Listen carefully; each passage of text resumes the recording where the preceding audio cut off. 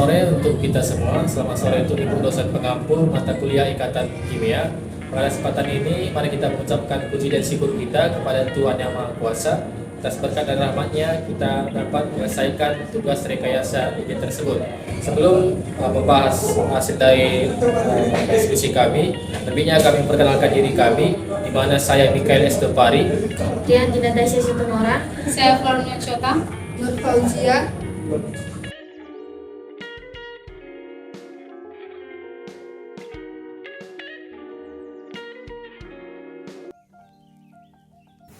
Konfigurasi elektron adalah susunan elektron berdasarkan kulit atau orbital dari suatu atom. Jadi ada dua cara yang menyatakan konfigurasi elektron. Nah, ada satu gambar yang harus dipahami sebelum membuat konfigurasi elektron berdasarkan orbital atom. Berikut gambarnya. Itu adalah urutan tingkat energi kulit dan subkulit suatu atom. Ada 4 subkulit yaitu S, P, D, dan F. Dan angka sebelum subkulit menunjukkan kulit. Subkulit 1S punya tingkat energi paling rendah. Lalu naik ke subkulit 2S, 2P, 3S, 3P, sampai terakhir yang paling tinggi 8S. Pastinya elektron yang bisa mengisi subkulit tertentu juga terbatas. Elektron yang mengisi subkulit ini dituliskan dalam bentuk pangkat. Subkulit S maksimal terisi 2 elektron S2, P terisi 6 elektron P6, D terisi 10 elektron D10, dan F terisi 14 elektron F14. Saat menulis konfigurasi elektron, kita harus menuliskannya secara urut berdasarkan tingkat energi subkulit yang dari yang terendah ke tertinggi. Coba kita lihat contoh konfigurasi elektron karbon. Karbon memiliki nomor atom 6, maka punya 6 elektron. Konfigurasi elektronnya ialah 1s2, 2s2, 2p6. Konfigurasi elektron berdasarkan kulit. Elektron disusun sedemikian rupa pada masing-masing kulit dan diisi sesuai daya tampung kulit terbesar. Kulit yang paling dekat dengan inti diberi lambang K, kulit kedua diberi lambang L, kulit ketiga M, dan seterusnya. Elektron-elektron akan mulai menempati kulit K sampai penuh, kemudian baru mengisi kulit L, dan seterusnya. Jumlah maksimum elektron pada setiap kulit adalah 2N pangkat 2, di mana N merupakan nomor kulit. K, jumlah elektron maksimumnya 2, L jumlah elektron maksimumnya 8, M jumlah elektron maksimumnya 18, N jumlah elektron maksimumnya 32, O jumlah elektron maksimumnya 50, P jumlah elektron maksimumnya 72, E jumlah elektron maksimumnya 72, Q jumlah elektron maksimumnya 98. Penempatan elektron sampai penuh akan terjadi pada kulit K, L, dan M. Sedangkan untuk kulit keempat, kulit N akan terisi bila kulit M sudah terisi 8 elektron. Selanjutnya, struktur Lewis. Struktur Lewis adalah penggambaran distribusi elektron dalam suatu struktur molekul dengan menggunakan tanda elektron. Tanda elektron yang digunakan biasanya berupa tanda titik dan tanda silang, sehingga teori Lewis ini sering disebut juga dengan sebagai teori Dead Cross Lewis. Contohnya, unsur CH4.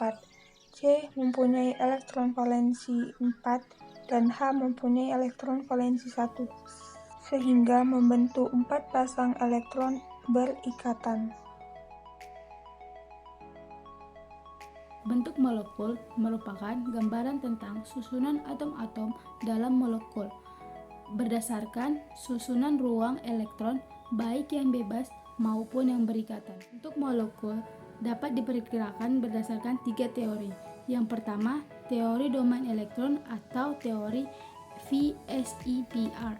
Yang kedua ada teori hibridisasi, dan yang ketiga ada teori ikatan valensi. Yang pertama adalah teori domain.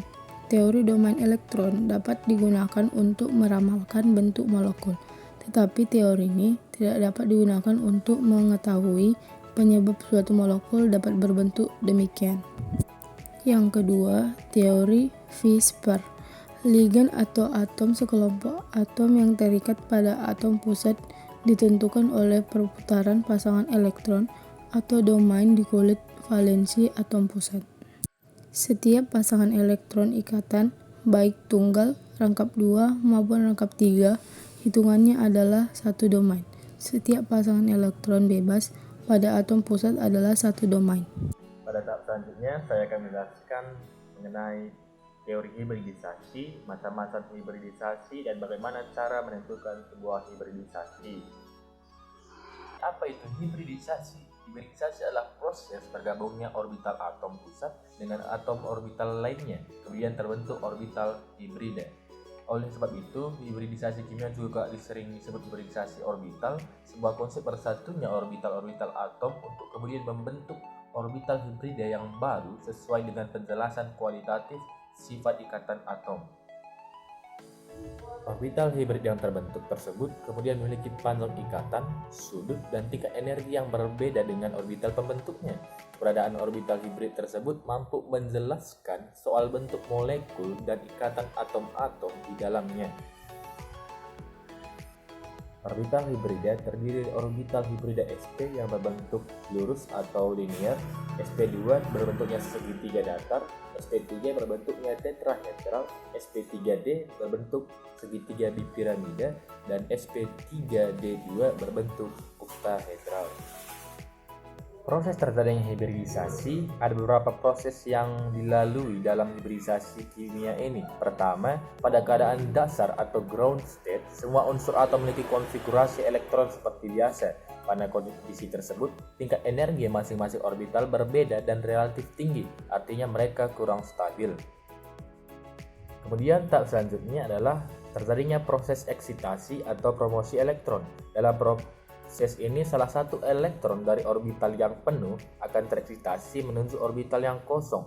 Hal ini terjadi karena pada orbital yang kosong masih terdapat satu orbital kosong. Kemudian selanjutnya terjadi proses hibridisasi atau bergabungnya orbital tersebut, di mana orbital-orbital yang kosong tersebut diisi oleh orbital dari atom yang lainnya, sehingga penggabungan tersebut membuat hasil level energi yang lebih rendah dan setara. Ini menyebabkan panjang sudut dan energi ikatannya sama. Berdasarkan teori ikatan valensi, ikatan kovalen dapat terbentuknya jika terjadi tumpang tindih orbital valensi dari atom yang berkaitan. Orbital valensi merupakan orbital terluar dari suatu atom dan merupakan tempat terletaknya elektron valensi. Orbital valensi inilah yang digunakan pada pembentukan ikatan kimia. Yang pertama ada BeCl2 dengan Be sebagai atom pusatnya dan Cl sebagai penyumbang. Dalam teori VSEPR menggunakan struktur Lewis seperti ini, sehingga memiliki dua pasang elektron ikatan dengan rumus AX2 yang berbentuk linear. Lalu dalam teori hibridasi menggunakan struktur Lewis seperti ini, memiliki dua jumlah orbital hibrida dengan simbol orbital hibrida sp dengan sudut 180 derajat. Yang kedua ada SiO2 dengan Si sebagai atom pusat dan O sebagai atom penyumbang. Dalam teori VSEPR menggunakan struktur Lewis seperti ini, sehingga memiliki 4 pasang elektron ikatan dengan rumus AX2 yang berbentuk linear. Lalu dalam teori hibridisasi menggunakan struktur Lewis seperti ini, sehingga memiliki 4 jumlah orbital hibrida dengan simbol orbital hibrida sp3 dan dengan sudut 180 derajat. Selanjutnya ada SCl2 dengan S sebagai atom pusatnya dan Cl sebagai atom yang terikat. Pada teori VSEPR menggunakan struktur Lewis seperti ini, sehingga memiliki dua pasang elektron ikatan dan dua pasang elektron bebas dengan rumus AX2E2 dengan bentuk molekul bengkok atau bentuk V.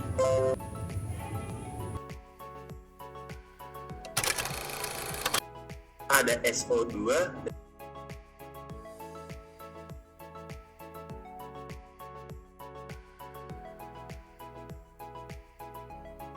dengan S sebagai atom pusatnya dan O sebagai atom yang terikat.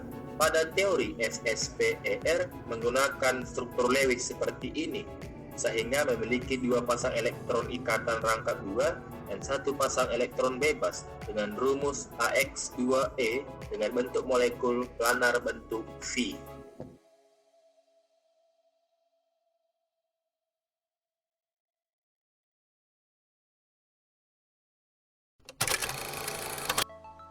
XeF2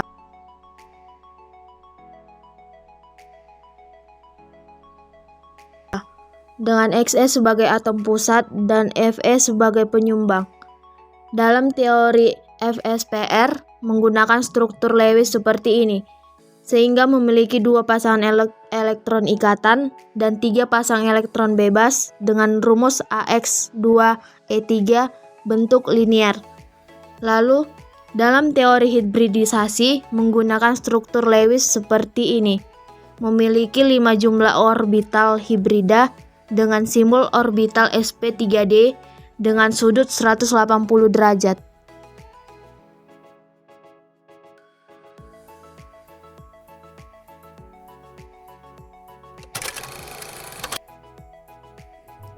Yang keenam, ada XeO2 dengan Xe sebagai atom pusat dan O sebagai penyumbang.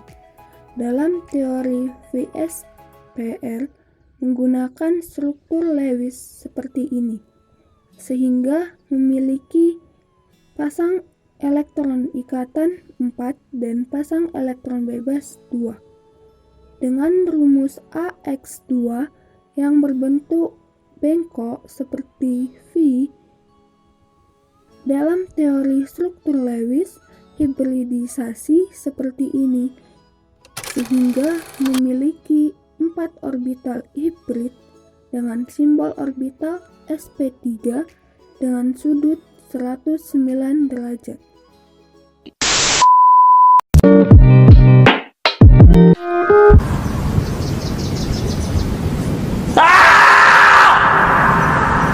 Get 'em.